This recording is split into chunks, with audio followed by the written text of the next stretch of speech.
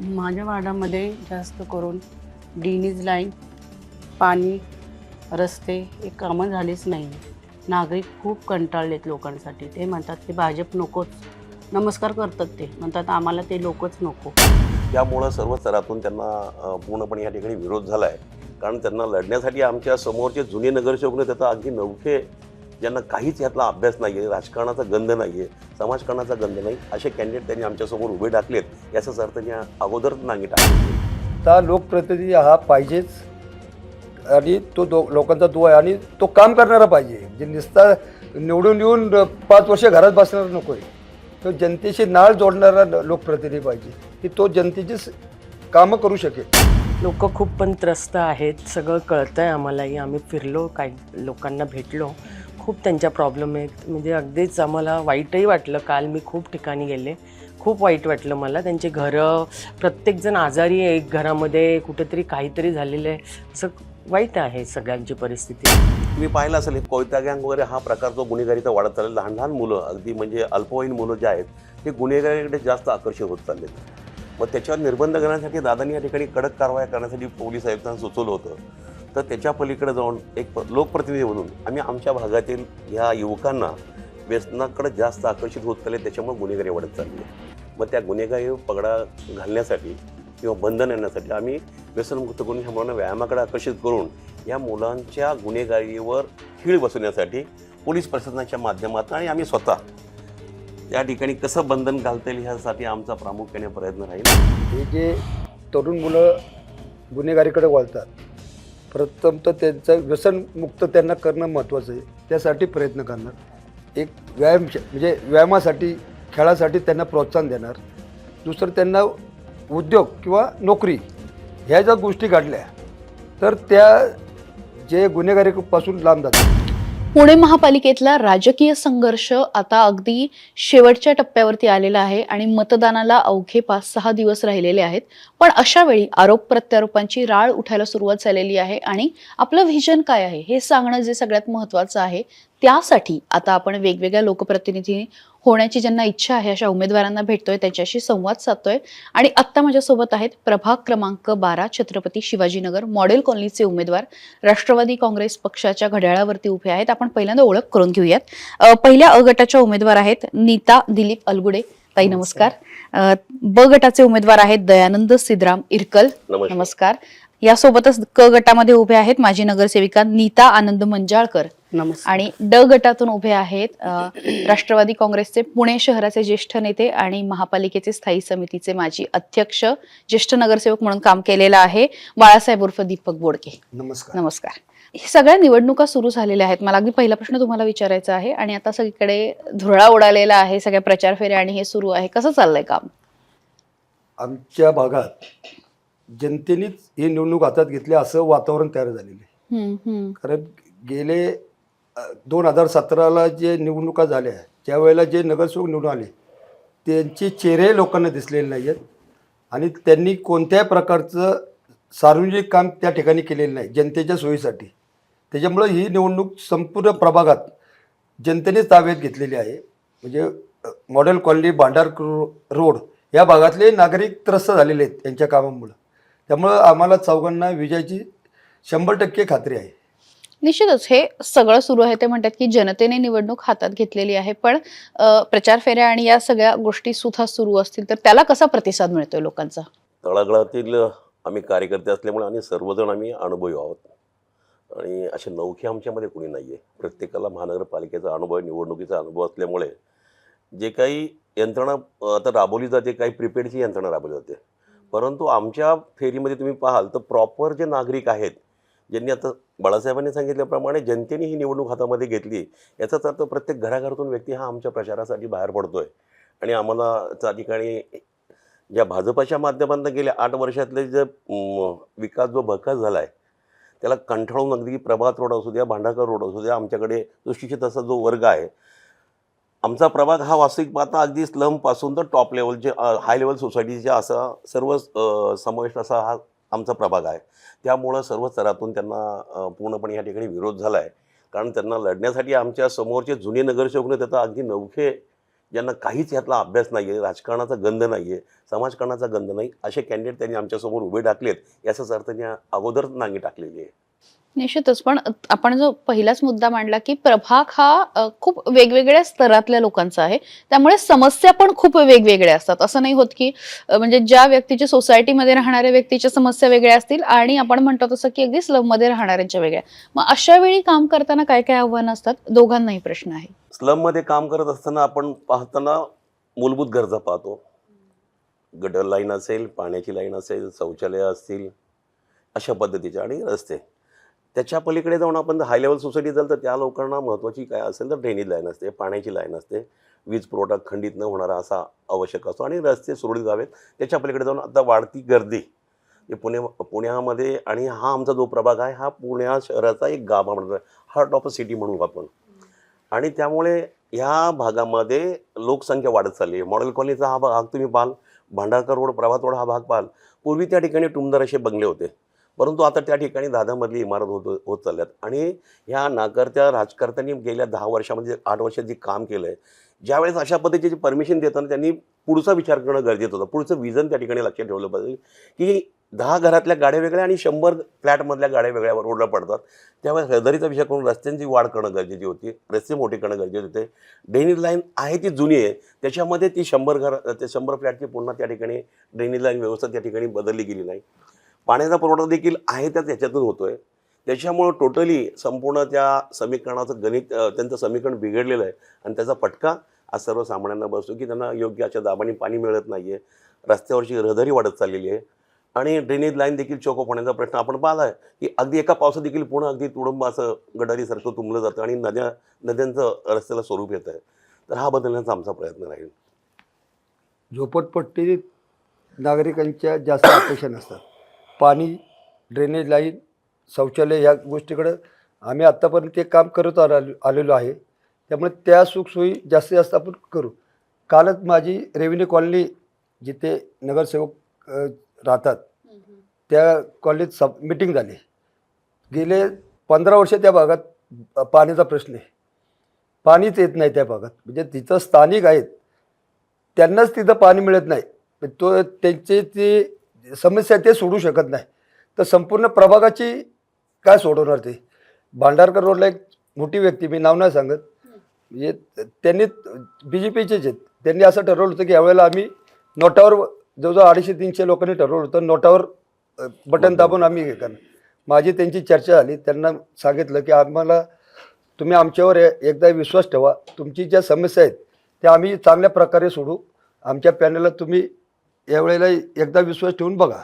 आणि वाहतुकीचा जो प्रश्न आहे, ज्या बिल्डिंग वगैरे झालेले आहेत त्याचे जे रस्ते ताब्यात घ्यायचे त्यांनी घेतलेले आहे, म्हणजे त्याचा FSI घेतला आहे, पण ती जागा सोडलेली नाही त्या बिल्डरनी, ती तशीच कंपाऊंड घातलेली आहे, त्याच्याकडे दुर्लक्ष आहे. संरक्षण म्हणजे संपूर्ण त्या भागात CCTV लावण्याचा आमचा सगळ्यांचा विचार आहे की त्यामुळे संरक्षण राहील. जे काही गोष्टी वाईट घडतात, काही अंधारात लाईटची व्यवस्था व्यवस्थित नाही आहे, जे काय वाईट गोष्टी घडतात त्या पूर्णपणे बंद करण्याचा आमचा प्रयत्न राहील. निश्चितच. आणि म्हणजे खूप VIP सुद्धा राहणारा तो सगळा प्रभाग आहे. नीताताई, माजी नगरसेविका राहिलेल्या आहात आणि काय नेमकी कामं केलेली आहेत, काय करायचे, विजन काय असणार आहे? माझ्या वार्डामध्ये जास्त करून ड्रेनेज लाईन, पाणी, रस्ते हे कामं झालीच नाही आहे. हो, आता आम्ही 10 वर्ष नगरसेवक होतो तेव्हा सगळी कामं केलेली होती, पण आता काहीच केलेलं नाही आहे.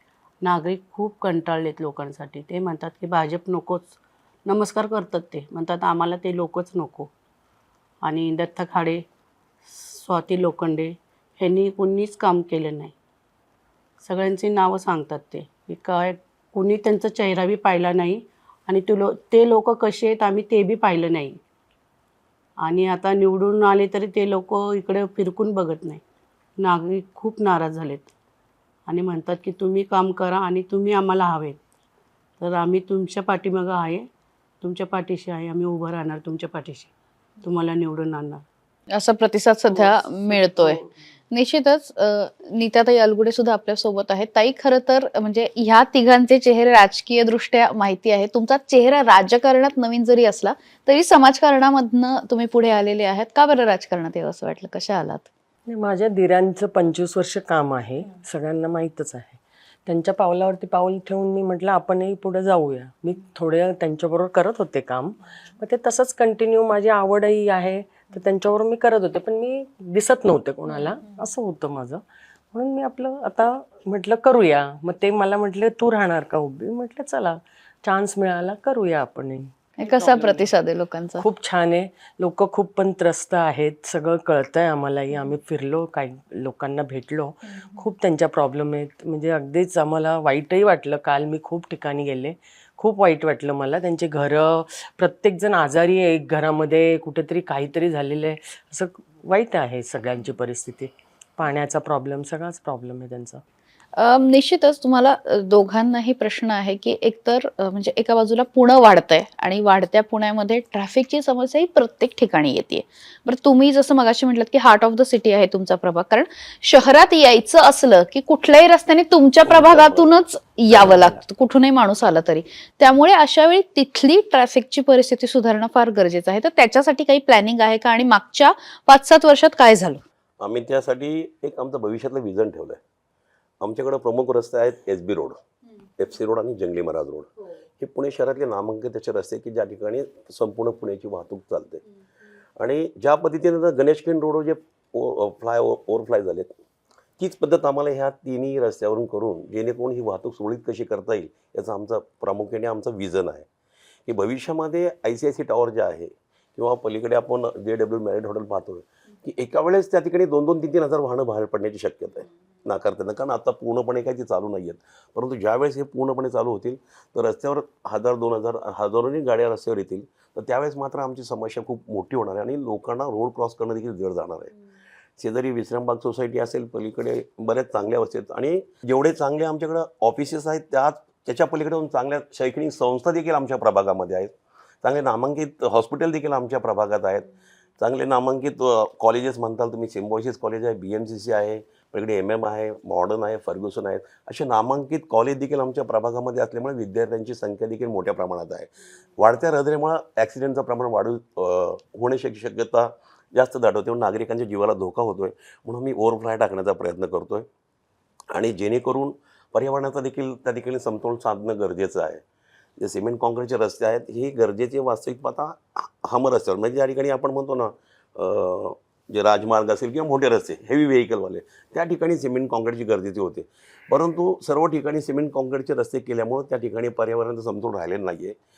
बाष्पीभवनाचा जो प्रकार असतो, पाणी झिरपत नाही आहे आणि मग त्याच्यामुळं पावसाळ्याचं जे पाणी आहे, आता आमच्याकडं डोंगर परिसर जास्त आहे, हनुमान टेकडी आहे, वेताळ टेकडी आहे.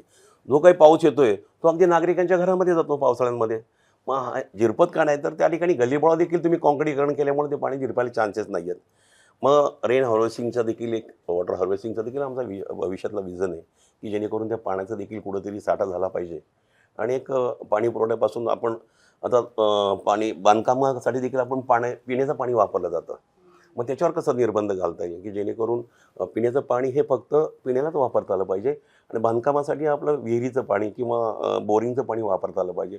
अशा पद्धतीने पाण्याचं नियोजन आमच्या डोक्यात आहे. आणखी तुम्ही पलीकडे जाल तर आमच्या नीताताई अलगुडेंनी सांगितलं की गोरगरीब जास्त लोक आहेत. सर्वसामान्य जसे आहेत तसे गोरगरीब पण खूप आहे, झोपडपट्टी एरिया बराच आहे. तर त्यांना मोस्टली या ठिकाणी आमचं विजन काय की एक हॉस्पिटॅलिटीची खूप गरज आहे. तुम्ही हॉस्पिटलचा वाढता खर्च पाहाल तर आता सर्वसामान्यांना न परवडणार आहे. अगदी तुम्ही सुरुवातीला गेला, अगदी तुम्ही निमोनिया म्हणून सांगाल, टायफॉइड म्हणून अगदी किरकोळ आजार सांगा तरी 50,000 काउंटरला भरा म्हणून सांगतात. हे सर्वसामान्य गरिबाला न परवडणार आहे. मग त्या माध्यमातून आमच्याकडे 2 हॉस्पिटल सरकारी आहेत. एक डॉक्टर बाबा हॉस्पिटल आहे, दुसरं दळवी हॉस्पिटल आहे. ह्या हॉस्पिटलचं पुनर्वसन करून त्या ठिकाणी मोठी हॉस्पिटॅलिटी कशी उभी करता येईल, त्या ठिकाणी आमचं विजन आहे 3D विजन. या 3Dमध्ये डिलेव्हरी, डायलिसिस आणि डायबिटीस अशा पद्धतीचं आम्ही हॉस्पिटल उभं करण्याचा प्रयत्न करतो आहे की ज्यामध्ये सर्वसामान्य नागरिकांना डिलेव्हरी मोफत, त्या ठिकाणी मोलमजूर करणाऱ्या महिला आहेत, डिलेव्हरी मोफत करता येईल. त्यांना डायलिसिसचं प्रमाण आता वाढत चाललं आहे की कृत्रिम खाद्य आपण खातोय फवारणी केलेलं, त्याच्यामुळे लोकांमध्ये कॅन्सरचं प्रमाण वाढत चाललं आहे. त्यामुळे डायलिसिस न परवडणारी बाब आहे. त्यासाठी आमचं डायलिसिसचा प्रकार त्या ठिकाणी आम्ही चालू करतो जेणेकरून नागरिकांना मोफत देता येईल. आणि डायबिटीस तुम्ही आज जर आपण पाहाल माझ्या वाचण्यानुसार जगामध्ये 50 ते 60% लोकांना डायबिटीसचं प्रमाण वाढत चाललं आहे. मग ह्या डायबिटीसच्या गोळ्या घेणं सर्वसामान्य गरिबाला परवडत नाही.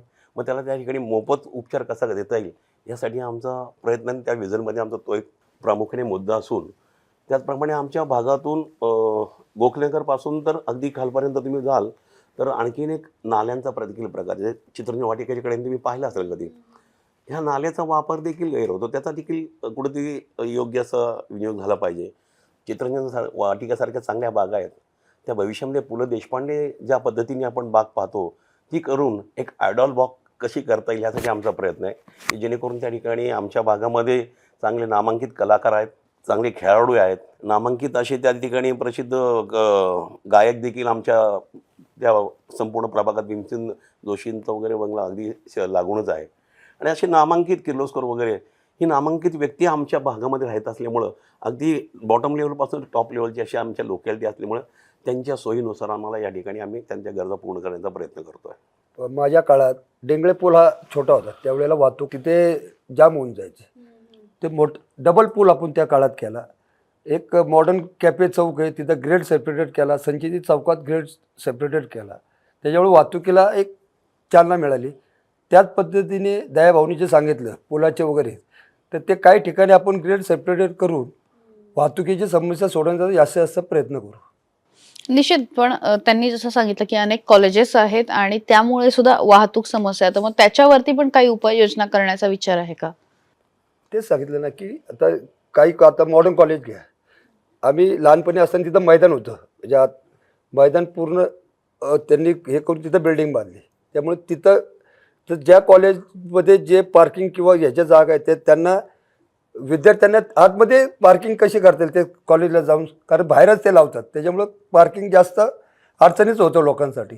तर तिथं त्याची जी तजवीज कशी करता येईल आणि जिथं मोकळी जागा आहे, आता आमच्या इथे रेव्हेन्यू कॉलनी आहे, तिथे त्याच्यात आपल्या पोलीस चौकीच्या पाठीमागे मोठी जागा आहे, तिथं पार्किंगची आपण व्यवस्था करण्याचं खाणीचा प्रकार आहे. जुनी खाण होती त्या ठिकाणी, ती त्या ठिकाणी बुजवून 4-5 मजले आपण तिथं पार्किंग कशी होईल ते पाहता येईल तसं व्यवस्था आहे. कारण की पुणे मनपाकडे येणाऱ्या प्रत्येक बसेस ह्या आपल्या गुडलक चौकातून येत आहेत आणि आमच्या ज्ञानेश्वर चौकातनं राईट घेऊन त्या मॉडर्नच्या माध्यमातून पुन्हा मनपाकडे जातात. मोठा तर तो म्हणजे त्या पद्धतीचा जो मार्ग आहे त्या मार्गावर मॉडर्न तुम्ही ज्ञानेश्वर चौक ते अगदी मॉडर्न कॉलेज हायस्कूलपर्यंत पाहाल तर पूर्णपणे तुम्हाला 2 व्हीलर तिथं पार्किंग झालेली दिसेल. याचं कारण काय की एवढी मोठी संस्था आहे परंतु मुलांना पार्किंगची व्यवस्था नाही.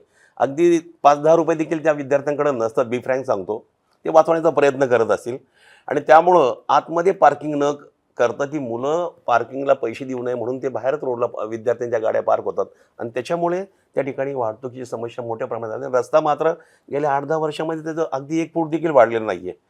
म्हणजे गेल्या 8 वर्षामध्ये ह्या राज्यकर्त्यांनी आपल्या भविष्याचा विचार कधी केलेला नाही आहे. त्याच्या पलीकडे जाऊन तुम्ही गुडलक चौकापासून तो वैशाली हॉटेलपर्यंत पाहाल तर फुटपाथ अगदी त्या ठिकाणी भरलेले असतात. अनधिकृत स्टॉल त्या ठिकाणी उभे आहेत आणि ह्या राज्यकर्त्यांनी अगदी बी फ्रँक सांगतो त्यांची काय असेल त्यांच्याशी लागेबांधे आय डोंट नो, परंतु त्या लोकांनी त्या ठिकाणी अतिक्रमण कारवाई करून रस्ता फुटपाथ आपण त्यासाठी केला की जेणेकरून मोकळा श्वास घेऊन त्या ठिकाणी नागरिक फिरता आले पाहिजे.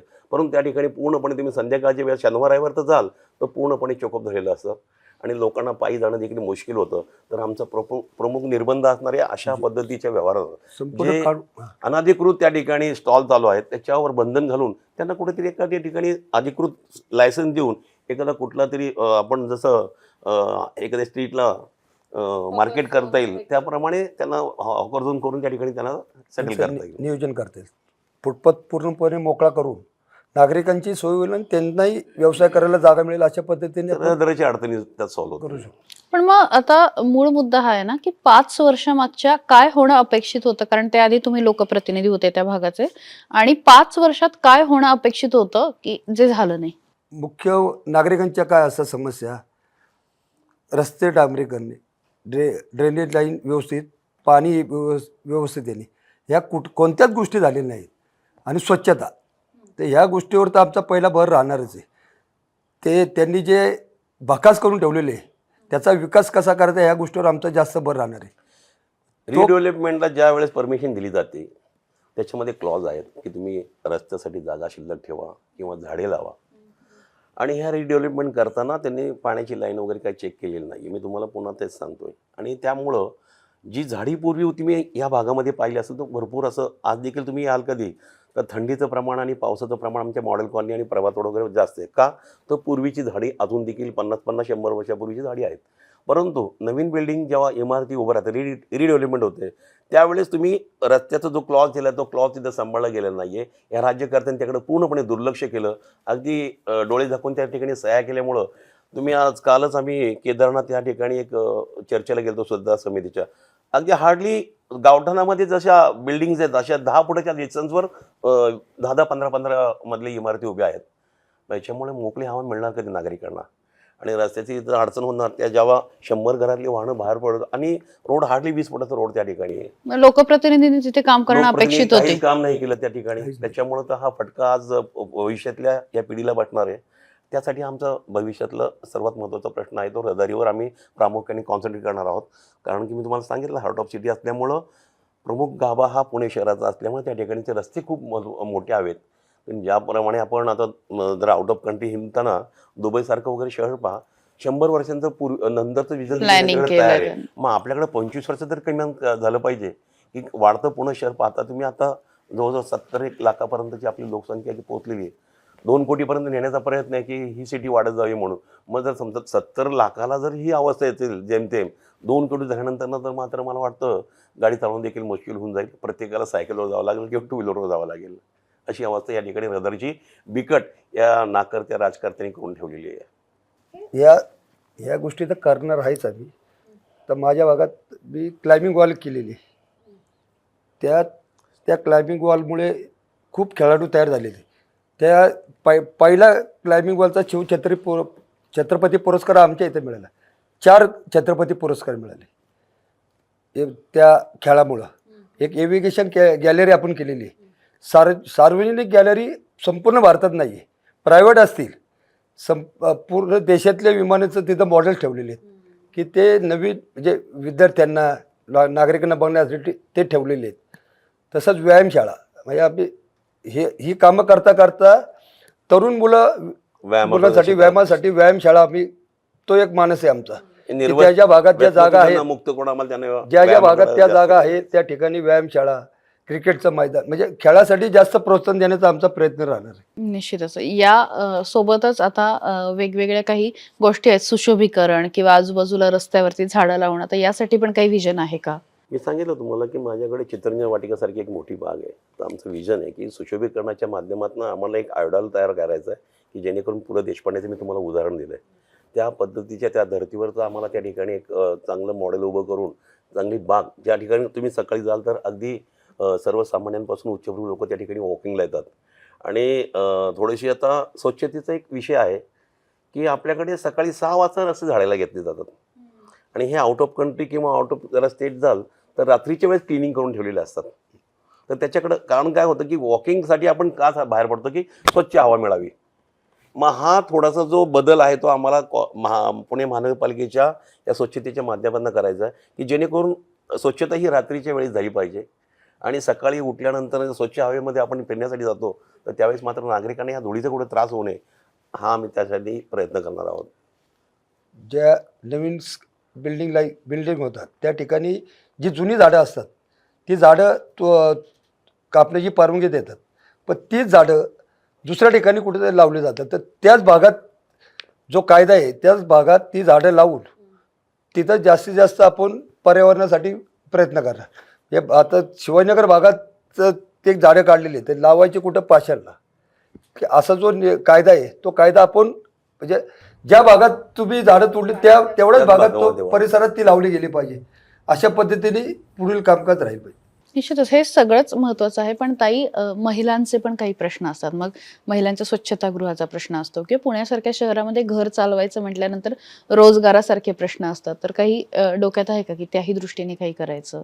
बचत गटा मार्फत मी उद्योगधंदा करून देईल. अजून मी काढून माझ्यामध्ये म्हणजे मी 10 वर्ष नगरसेविका होते तेव्हा मी बचत गट एक काढून दिलेला आहे. मग आता ते चालवतात, शाळेमध्ये भात वगैरे करून देतात.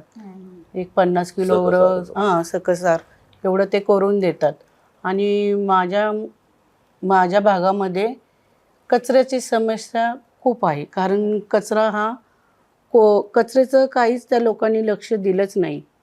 मग त्याच्या आमच्या डोक्यात आहे की आपण काहीतरी करू नंतर, असं विचार आहे आमच्या घरात. अशा संस्था आहेत हां की ती तुम्हाला व्यवसाय कसा करायचा शिक्षण देतात. माझ्या इथे आता एक मानसी ज्येष्ठ नागरिक चं हे आहे, त्यांना हॉल आहे.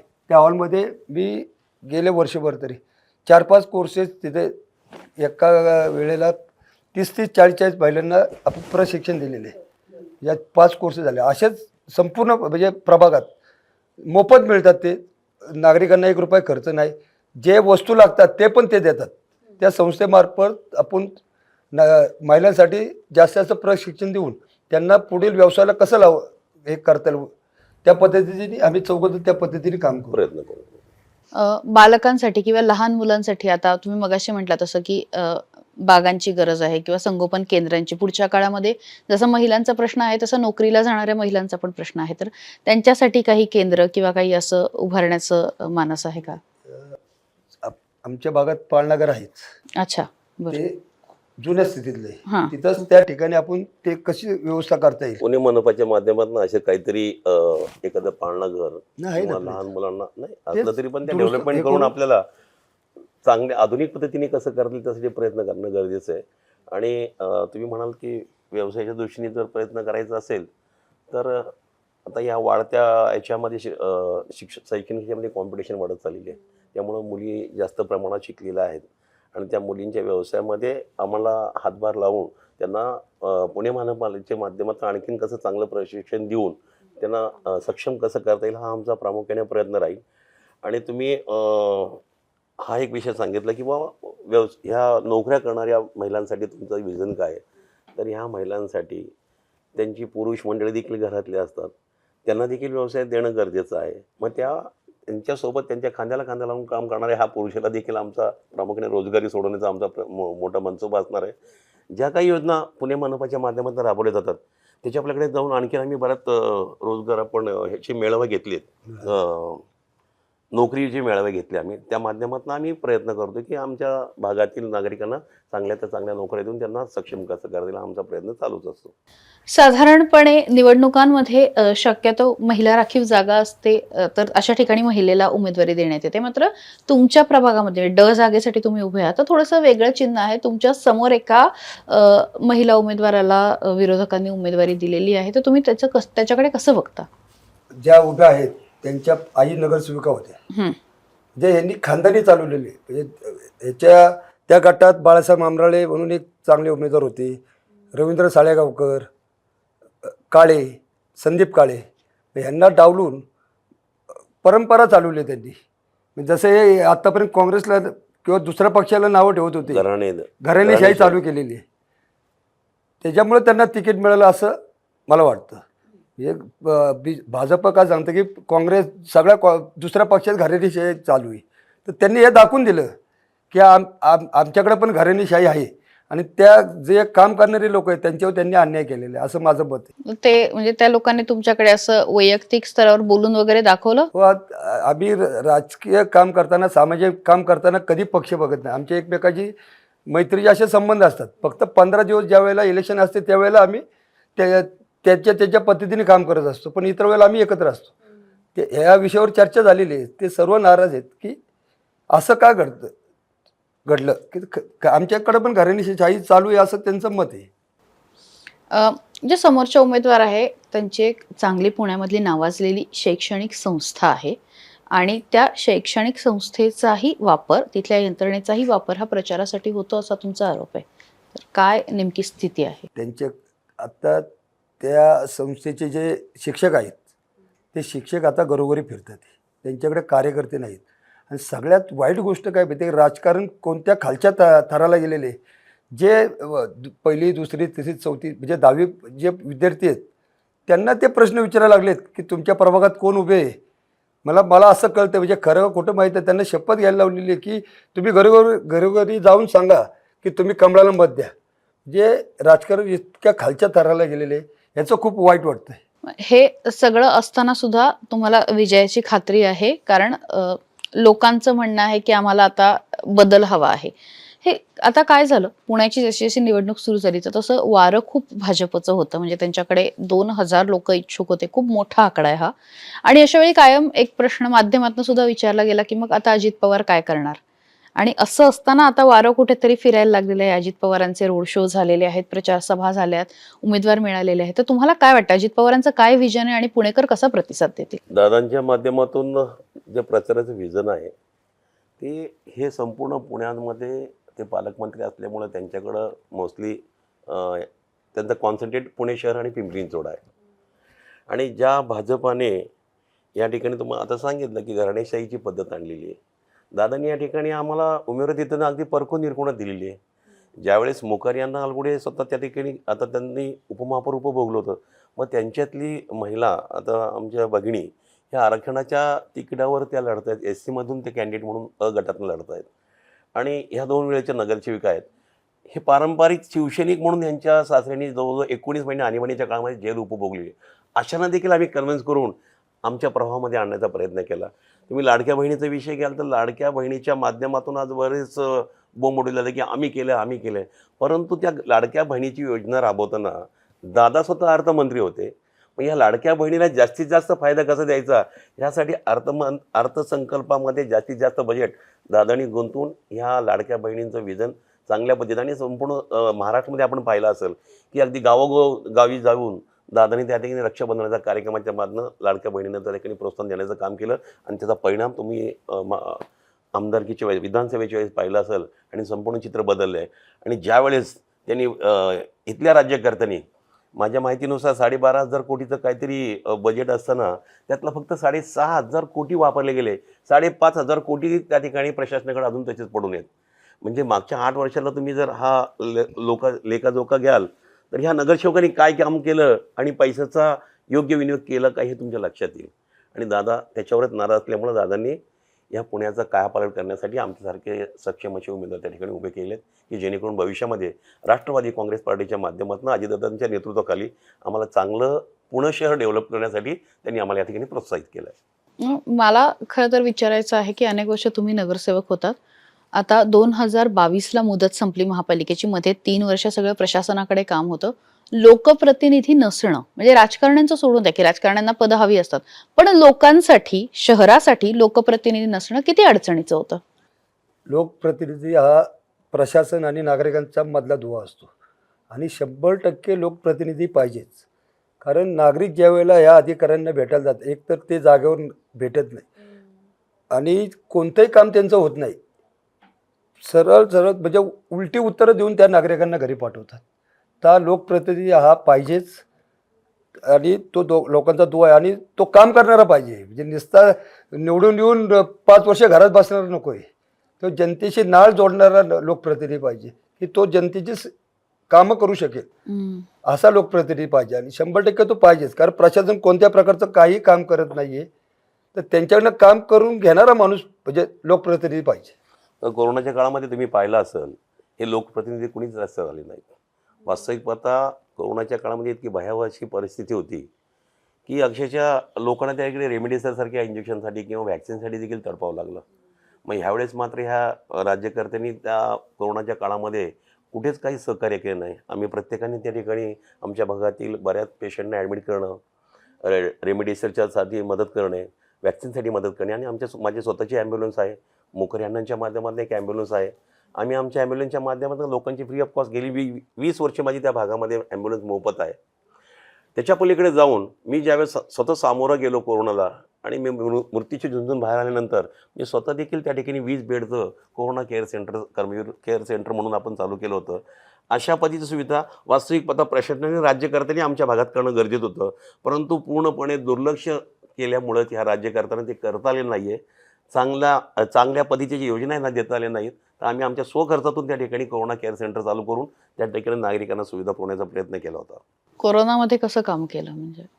आता ते औषधाचं नाव आठवत नाही मला, पण 10,000च्या आम्ही रेमेडी नाही गोळ्या होत्या. अच्छा बरं त्या ह्याच्यासाठी उपयुक्त होते.